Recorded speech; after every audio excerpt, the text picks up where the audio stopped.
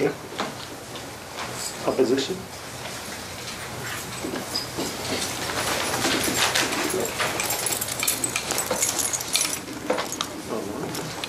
Good afternoon. Good afternoon. Hello. My name is Benjamin Manuel. I live in the ili of Mauna Kea in the Aupua of Kali, or Kali Lihi o Laumiha, as it was formerly known. My ancestral homeland is in the Philippines, and I'm here to oppose any development on Mauna Kea.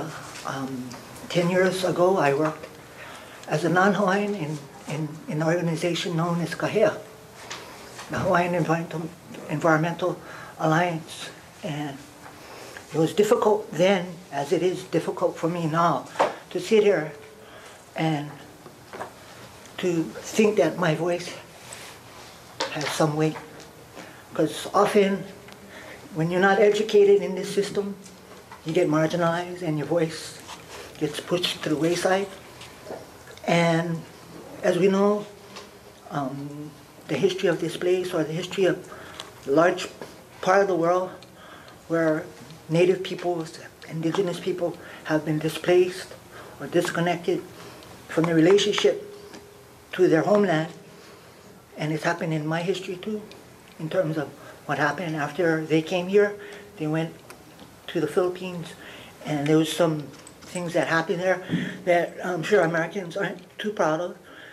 And it's the same thing here. And what I see is this thing where we commodify the land, and we see it as something that we can sell, we can prostitute, and we can profit off.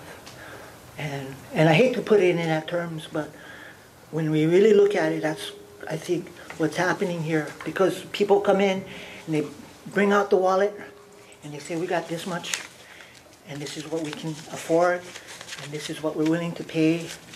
And so all you gotta do is sell yourself out, you know?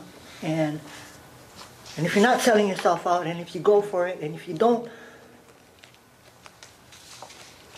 or if you allow this thing to go through, then it's not maybe selling out, but it's cashing in, because it's opportunity to have money in a time where economically this state is distressed, like many other states in the United States or all over the world, where it seems that we put money above all things. But there are native species up there that don't have voices, and there's cultural practitioners that have to.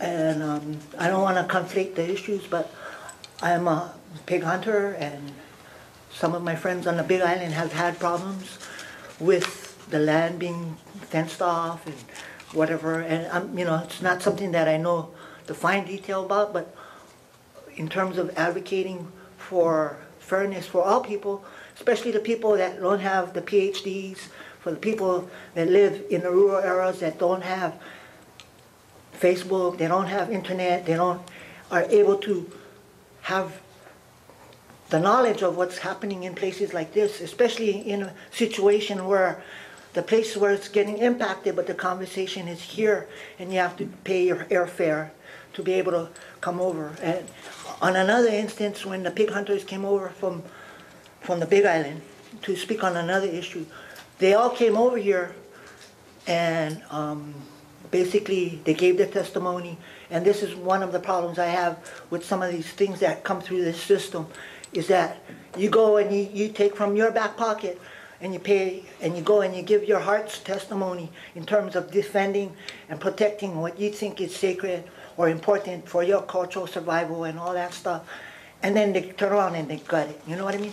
And I'm not here to talk about that, but I'm talking about Mauna Kea. And I don't think indigenous people should ever have to relinquish their right to defend their land and their culture and their language.